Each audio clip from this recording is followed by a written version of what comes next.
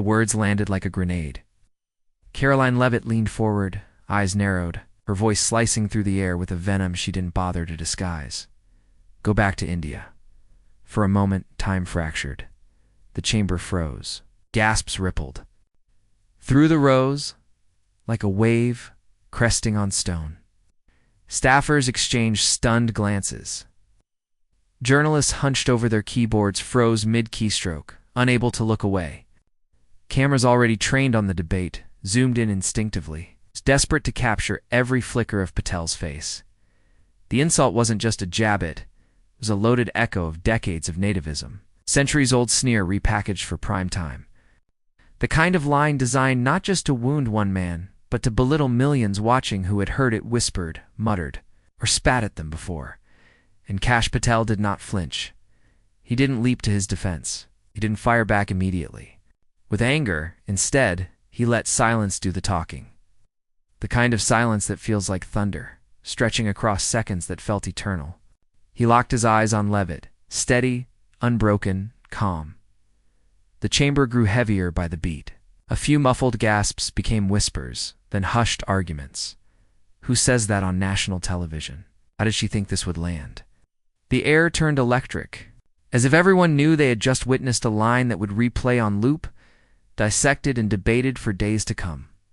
Even Leavitt, still smirking, shifted ever so slightly under the weight of Patel's unblinking gaze. It was the stare of someone who had carried far heavier burdens than one woman's arrogance. The silence wasn't weakness, it was power. The cameras drank it in.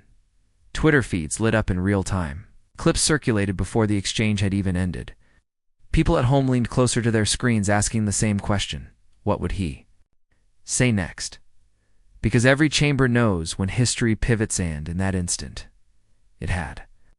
Patel's silence wasn't the end of the exchange. It was the beginning of something far larger. But Leavitt had no idea this insult would ignite a response that shook the entire nation. Oh. In the fractured climate of 2025 America, words are no longer just words. They carry history, weight, and the power to divide or to unite. That's why Karoline Leavitt's sneer "Go back to India" was not just an insult, it was a flare, a siren, a deliberate invocation of the ugliest chapters of American politics. 2. Her supporters Leavitt embodies the voice of old exclusionary politics. The voice that clings to nostalgia for a country defined by narrow borders of identity and belonging. The voice that insists America is a fortress for the few, not a home for the many. In her remark, you could hear the echoes of playground taunts turned policy slogans. Of us versus them sharpened into a blade. But to millions watching, Kash Patel became something far more than a target. In that moment, he stood as a living rebuke to the politics of fear. Patel, the son of immigrants, represents the side of America that has always pushed forward against impossible odds. His very presence on that stage, confident, accomplished.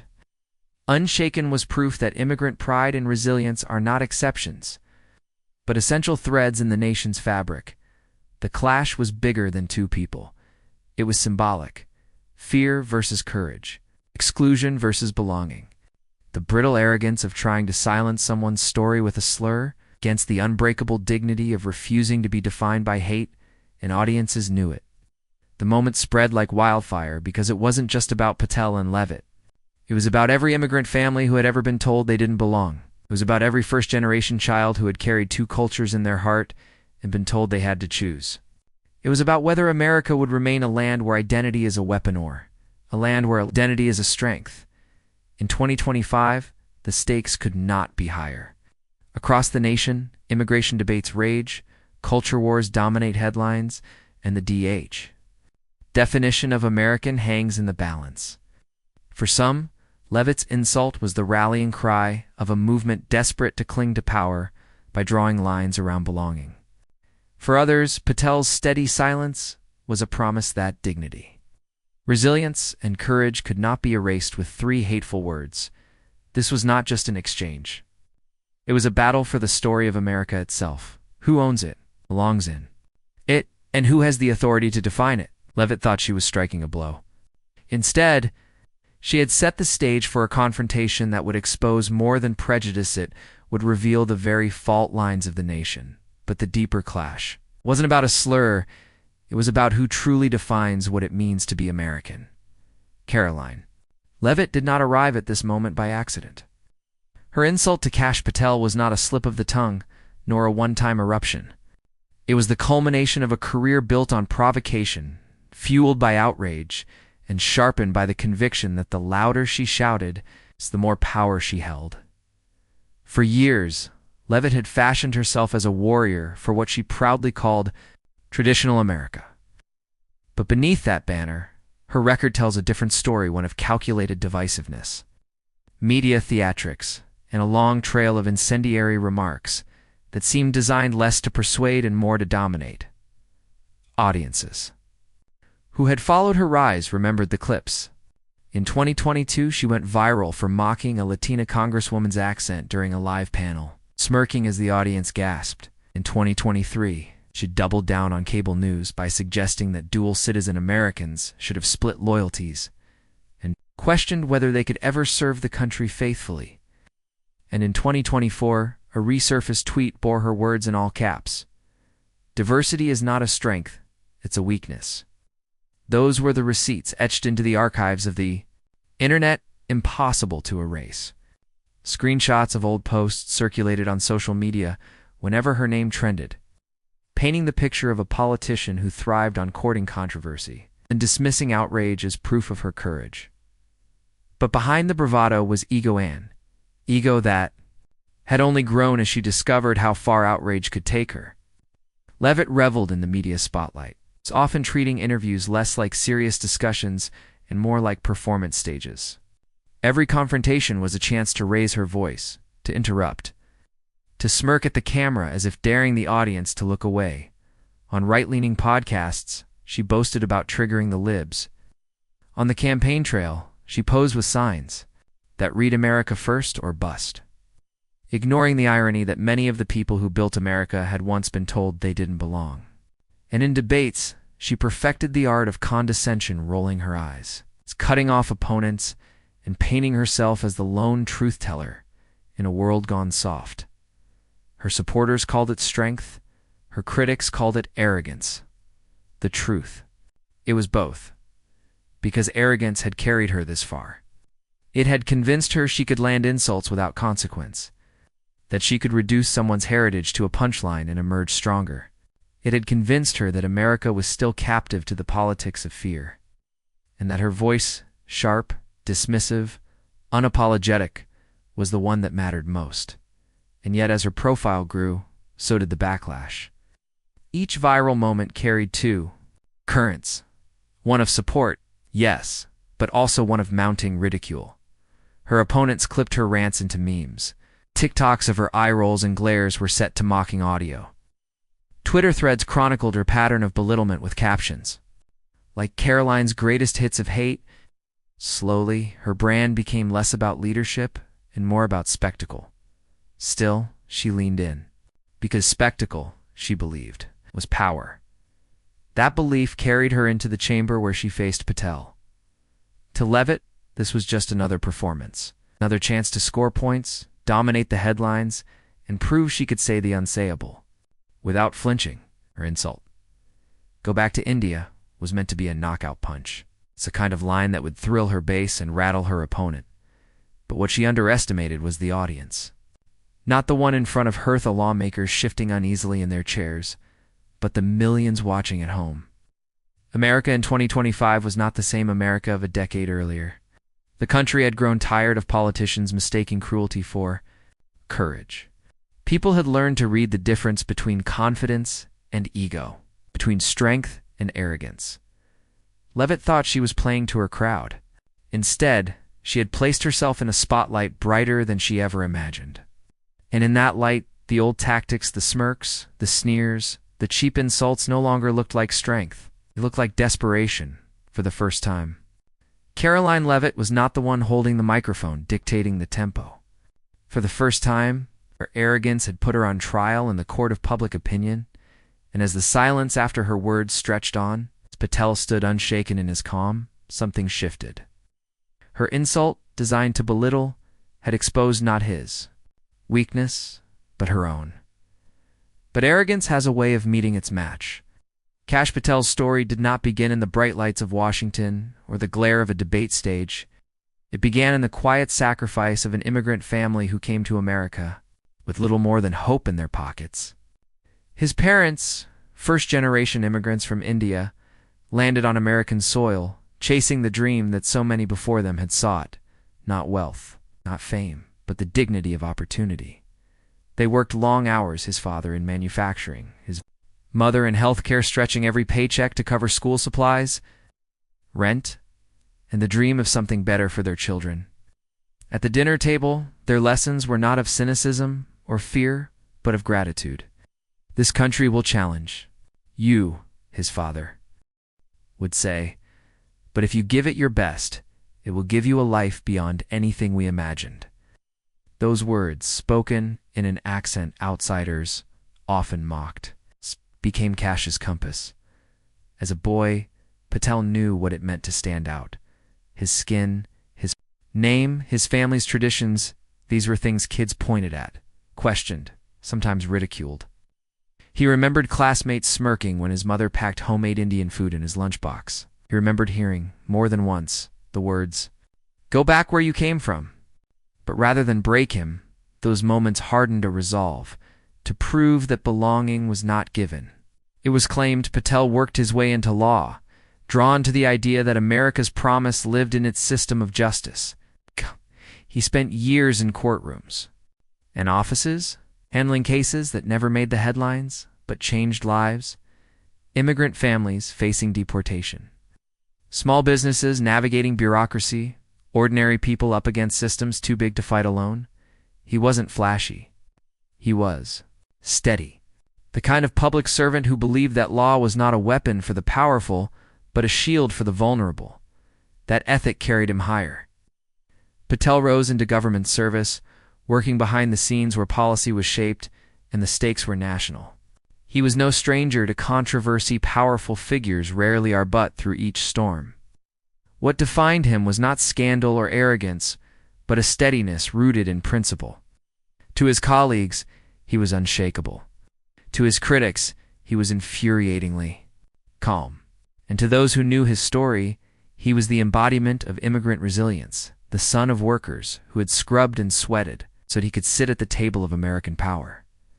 What made Patel resonate with millions was not just his resume.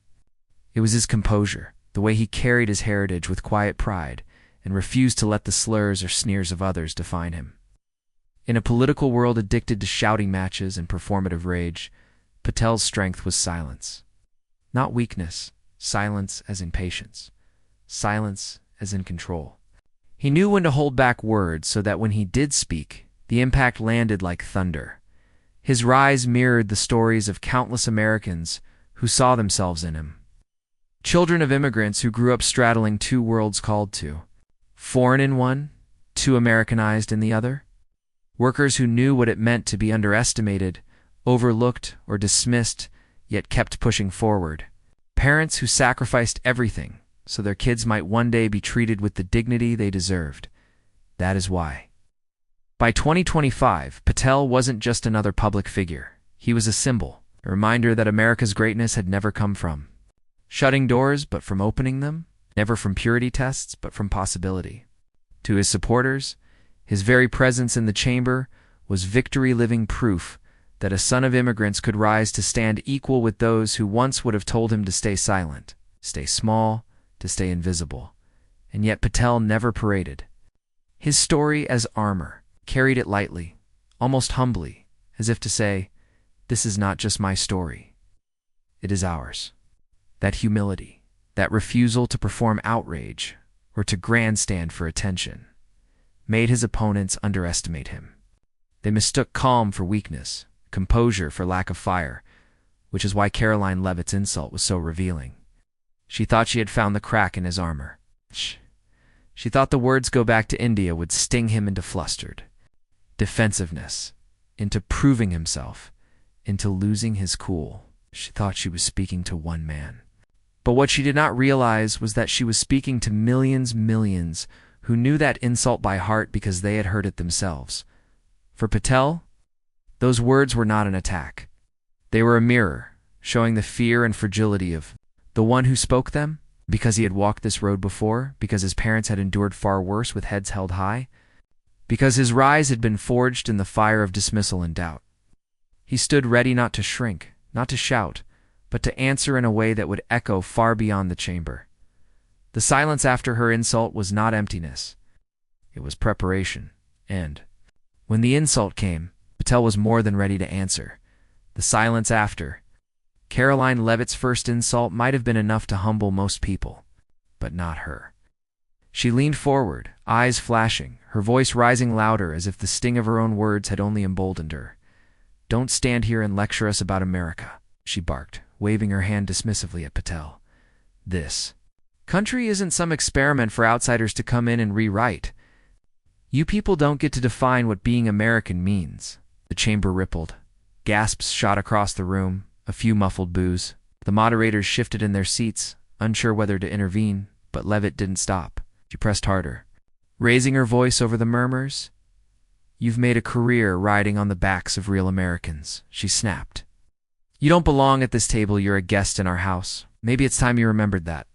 Her words cracked, like whips, designed not only to wound Patel, but to dominate the stage, to paint him as the outsider, the intruder.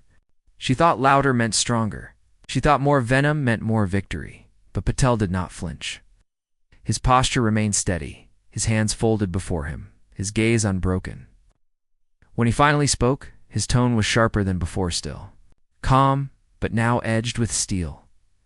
"Ms. Leavitt," he said evenly, "my family has been working, paying taxes, serving communities, and contributing to this country since before you were even old enough to cast your first vote. Don't confuse loudness with legitimacy." The words landed like a clean jab, precise and cutting. The chamber erupted half in applause, half in jeers. Cameras snapped toward Patel, then back to Leavitt, capturing every flicker of expression, every bead of sweat. Leavitt scoffed.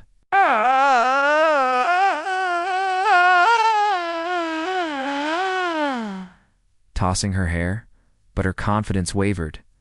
Still, she fired back, voice even higher, teetering on shrill.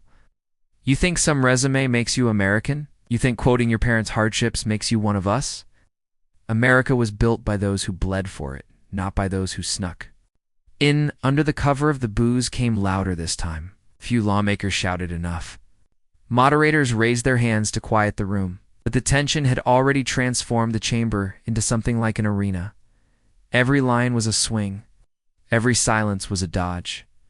Patel let her finish, then leaned forward just slightly, his voice low but carrying. "Do you hear yourself, Ms. Leavitt? Every word you speak dishonors the very principles you claim to defend. This nation was not built on exclusion, was built on the courage of those who came here with nothing, who gave everything, who believed America was not someone's private property, but everyone's possibility." The words didn't just cut, they echoed. The room stilled for a beat, like a crowd watching a fighter deliver a blow they hadn't seen coming. And came the noise, gasps, applause, and the furious sound of Leavitt's microphone crackling as she leaned in again. "You don't get to lecture me about America," she nearly shouted, her voice cracking under the strain. "I stand with the real people of this country, not the elites, not the foreigners, real Americans." It was meant to be her knockout punch. Instead, it sounded desperate, almost pleading, as if the ground beneath her had started to slip. Patel's eyes narrowed, his voice steady as stone. "And who decides who is real? You, a self-appointed gatekeeper, clutching at an idea of America so small it cannot survive a single question? Real America, Ms. Leavitt, is every worker, every parent, every dreamer who refuses to let fear write their story. That is who I stand with." The room broke, aganches, claps, even a standing ovation from a corner that had been quiet minutes before. Leavitt's face flushed, her jaw tight. She opened her mouth to retort, but the momentum had shifted. What once seemed like her stage now belonged to Patel, and yet no one in the room could have predicted what was about to happen next, because in the very next exchange, the entire chamber, every seat, every camera, every watching screen across, America was about to be turned upside down. For a long moment, the chamber quivered in the kind of silence that only comes after something ugly has been said. The air was heavy, thick, almost visible, as if everyone inside was holding their breath. Karoline Leavitt leaned back in her chair, lips curled, satisfied that she had landed a blow so sharp, so cutting it would leave Kash Patel reeling. But then Patel rose. He didn't slam his fists or raise his voice. He didn't match insult with insult. Instead, he stood with an almost disarming calm, the kind that forces an audience to lean in rather than recoil. His eyes swept across the chamber net, just at Leavitt, but at everyone in the room, and perhaps beyond them, to everyone watching, at home. "Go back to India," he repeated slowly, almost whispering the words she had hurled at him. He let them hang in the air, repeating them so the room could taste their bitterness again. "That's what you told me. That's what you told my parents. That's what you told every immigrant who has ever dared to believe that America could be their home." Gasps rose again, but this time not at the insult, at the courage of repeating it back. Leavitt shifted uncomfortably, her smirk faltering. Patel paused, letting silence do the work. "My father came here with nothing but a suitcase," Patel continued. "He worked 16-hour days in gas stations, night after night, so his children could dream bigger than he ever dared to. Mother worked 2 jobs, sacrificing everything so we could go to school, so we could serve the very country that once shut its doors to her." The chamber stilled. Even those who had bristled at his presence leaned forward, caught in the weight of his words. "And you tell me to go back?" Patel said, voice sharp now, rising for the first time. "Back to where? To poverty? To oppression? To a land my parents left behind, because they believed, foolishly or not, that America meant something better." The blow landed. Camera zoomed tight on Leavitt's face, flushed, eyes darting. Her confidence, her armor was cracking under the pressure of his calm precision. Patel didn't stop. He pressed forward, his voice steady, unwavering. "Leavitt, my story is not just my story. It is the story of millions. Of the nurses and cab drivers, the teachers and soldiers, the parents who plant their feet in this soil not because it is easy, but because they believe in what it promises. Dignity, equality, a fair chance." Applause erupted briefly before the moderator's gavel tried to quiet it, but the noise could not be contained. Patel had the room now. He looked directly at Leavitt. "You want to define America by who you can keep out? I define America by who we invite in," the chamber roared. The words sliced through the air like lightning, electrifying everyone in earshot. Even those accustomed to political theater felt something shift, a seismic crack in the usual noise. Leavitt rattled, tried to interject, but Patel raised his hand slightly and the noise of the room drowned her out. He leaned on silence again, waiting until even the restless side of the chamber grew quiet. "Let me tell you what America is," Patel said softly, almost like he was confiding a secret.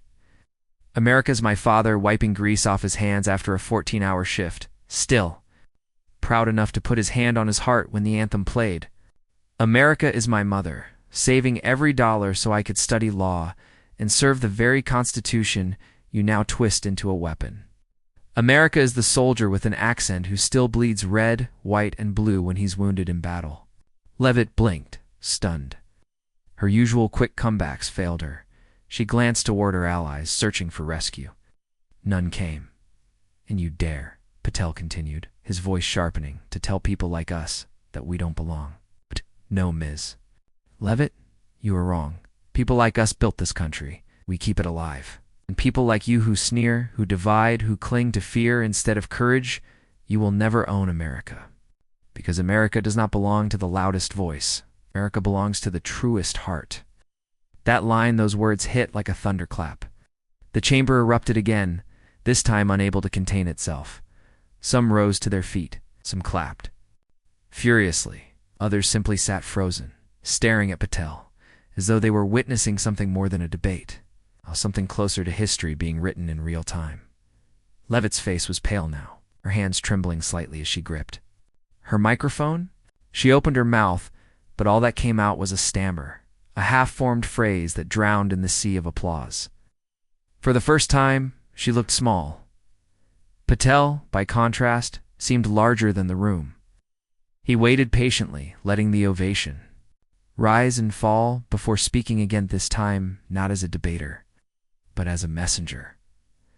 "I am not here to win an argument," he said, voice soft but carrying. "I am here to remind us of who we are. This country has always been defined by the courage of those who refused to go back, who crossed oceans, who faced slurs, who endured humiliation because they believed in a dream bigger than themselves." The chamber hushed, cameras caught. Close-ups of lawmakers nodding, of staffers with tears in their eyes, of ordinary spectators gripping their phones as if trying to capture the moment forever. Patel drew in one more breath. "So if you tell me to go back, Ms. Leavitt, let me be clear. I will not. Because my family already fought too hard to be here. Because America, our America, is not yours to give or to take away. It belongs to all of us." Silence. A deep, heavy silence. And then, like a dam breaking, the chamber exploded. Applause thundered. Cheers rang out. Some stood. Some pounded the tables. Some simply sat in awe, hands over their mouths, unable to process what they had just witnessed. Leavitt shrank back. Her earlier arrogance gone, her face stiff as the cameras zoomed in. The viral clip was already forming, shot by dozens of phones, ready to sweep across the internet like wildfire. And Patel, still calm, still dignified, simply adjusted his microphone, as if the storm he had unleashed was nothing more than truth doing its work. The fight had shifted. The energy, the momentum, the story, it was all his now. And within minutes, the internet caught fire.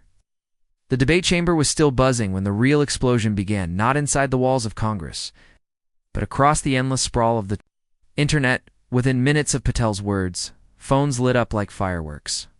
Notifications streamed in waves, clips were trimmed, captions slapped on, tags born. On X, formerly Twitter, the phrase "go back to India" surged to the top of the trending bar. But it wasn't Leavitt who owned it. It was Patel. Users paired the insult with his soaring rebuttal, replaying the moment he declared, "America does not belong to the loudest voice. America belongs to the truest heart." That single sentence alone became the rallying cry of the night. TikTok moved faster than wildfire. Teenagers remixed Patel's words over dramatic beats, cutting the silence after his pause into slow motion, edits that emphasized the look on Leavitt's face as the chamber erupted. Others paired his speech with clips of immigrant parents working, families cheering, flag-raising ceremonies. One edit racked up 1 million views in the first 2 hours, captioned, "This is the America we fight for." On YouTube, commentators scrambled to upload breakdowns. Reaction videos popped up like popcorn, progressive streamers crying on camera. Immigrant influencers telling their own family stories alongside Patel's. Even those outside the political sphere couldn't resist. Musicians sampled his lines into spoken word tracks, while gamers clipped his speech as motivational background audio. Patel had become more than a man. He was a symbol. Leavitt, meanwhile, became the butt of the joke. Memes showed her shrinking into her chair as Patel towered above, captions mocking her attempt to dismiss a man whose very life embodied the American dream. One viral post featured the caption, "Karoline Leavitt said, 'Go back to India.' America said, 'Go back to irrelevance.'" Celebrities weighed in. List actors tweeted their support. Kash Patel just gave the speech of the decade. Athletes posted side-by-side images of Patel and their immigrant parents, writing, "This is why we play." Activists shared the clip with hashtags like #WeBelongHere and #TrueHeartAmerica, transforming Patel's words into a movement. Politicians weren't far behind. Progressive leaders praised Patel's calm dismantling of bigotry, while even some conservatives distanced themselves from Leavitt's remarks. A few tried to pivot, insisting her comment was taken out of context, but the footage was undeniable. The internet had receipts and they were replaying them on loop. In living rooms, in cafes, in college dorms, people sat glued to their screens. For children of immigrants, Patel's words felt like a shield against every insult they'd ever swallowed in silence. For first-generation Americans, it was vindication. For longtime citizens, it was a reminder that the dream of belonging wasn't abstract, it was lived, breathed, defended by people like Patel. One viral TikTok stitched together Patel's speech with clips of Martin Luther King Jr., Cesar Chavez, and Maya Angelou. The caption read, "Different eras, same struggle, same truth." Another showed Patel's father in an old photograph, working in a gas station next to Patel, standing tall in Congress. "This is America," the video proclaimed, racking up millions of likes. Leavitt, once known for her quick-witted combativeness, went conspicuously silent. Her account, usually filled with fiery retorts, fell quiet, except for a single defensive post. "The radical left is spinning my words." The replies were merciless. One user shot back, "No one spun anything, we heard you loud and clear." By dawn, Patel's clapback had crossed oceans. International outlets ran the story, "Immigrant son silences American politician." From London to New Delhi, commentators noted how Patel's words captured not just an American struggle, but a global one, the eternal tension between exclusion and belonging, fear and hope. Even late-night hosts couldn't resist. By evening, every major show aired the clip, punctuating Patel's pauses with dramatic beats, roasting Leavitt's withering expression. Audiences laughed, but then fell quiet when Patel's full speech played uninterrupted. Applause thundered not just in Congress, but in living rooms across America. And through it all, Patel remained quiet. He didn't rush to post a victory lap or bask in the glory. Instead, he let the moment breathe. He had said enough. The internet carried his message further than he ever could. Yet behind the memes, the edits, the hashtags, something deeper was beginning to stir. His words weren't just a viral moment. They were a mirror, forcing America to look at itself, to ask the question that hung heavy in the air long after the applause: who truly defines what it means to be American? Deeper meaning was just beginning to unfold. When the noise faded and the memes began to slow, what lingered wasn't the insult or even the viral clapback, it was the echo of something deeper. Patel had not just defended himself. He had reclaimed the meaning of belonging in America. His words became more than a counterattack. They crystallized into a truth people had long carried, but rarely heard spoken aloud in the halls of power. In reflecting on the moment, Patel framed it not as a personal victory, but as a collective one. "This isn't about me," he later told a reporter. "It's about every family who sacrificed, every worker who toiled, every dreamer who believed. That's America. That's us." It was a reminder that the strength of a nation doesn't come from walls or insults, but from the countless hands that build, care, and give of themselves without demanding recognition. The lesson was clear. Exclusion is loud, but dignity is louder. Arrogance can dominate a headline, but truth endures. Patel's calm dismantling of hate showed that real power doesn't come from mocking difference, it comes from embracing it. From weaving together the stories of immigrants and natives alike into something larger than any one voice. In the weeks that followed, his speech was played at citizenship ceremonies, in classrooms, and at community events. Parents repeated it to children who had been told they didn't belong. The moral of the clash wasn't simply that Patel stood strong, it was that his story was America's story. A country defined not by where you come from, but by how you contribute, how you love, how you fight for something bigger than yourself. Leavitt's insult was meant to shrink him, but instead it magnified the values he represented. Every immigrant who had ever been told to go back now had a voice echoing in their defense, reminding them that they already were home. Every American who believed in fairness, in justice, in the dignity of human beings, regardless of origin, heard their values affirmed. Patel distilled the confrontation into a simple reflection. We are not strong because we push people out. We are strong because we bring people in. It's what America has always been at its best. It was a moral clarity that cut across party lines, across generations. Dignity over arrogance, truth over noise, service over ego, belonging over fear. And in this reframing, Patel transformed a moment of ugliness into a testament of beauty. He turned a weapon meant to wound into a shield for millions. The exchange was no longer about Leavitt's insult. It was about the enduring truth that America remembers. Time and again, when tested. Its greatness is born not from purity, but from diversity. Not from exclusion, but from inclusion. As Patel himself walked out of the chamber that night, he carried none of the bluster of victory. Instead, he carried a calm assurance, knowing that the words had already left his mouth and taken flight. Words that no chamber could contain, words that would ripple far beyond him and in living rooms across the country. As parents replayed the clip for their children, the message was received. America is not the property of those who shout the loudest. America belongs to those who live with courage, who choose dignity over division, who know that identity is not a threat but a strength. In moments like these, America remembers who we are. It began with an insult, a sneer meant to humiliate, to reduce a man's worth to the place his family once called home. Go back to India. Those 4 words were meant to silence. But instead, they sparked a response that shook not only the chamber, but the conscience of America. Kash Patel did not meet arrogance with arrogance. He met it with dignity. He did not drown in noise. He cut through it with truth. And in doing so, he reminded us that the real strength of this nation is not in those who try to divide us, but in those who rise above, who speak with clarity and conviction, who turn hate into history. This Clash Leavitt's insult versus Patel's viral clapback will be remembered not because of the cruelty of the words hurled, but because of the power of the response. It was the moment arrogance was unmasked, ego was humbled, and America was reminded of who we truly are. Dignity will always outshine arrogance. Truth will always pierce through noise.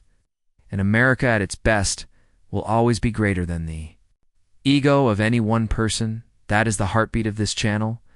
That is why we tell these stories. Because when we remember that power must answer to justice, when we see arrogance crumble before dignity, we find the courage to keep believing, to keep fighting, to keep building a country worthy of all of us.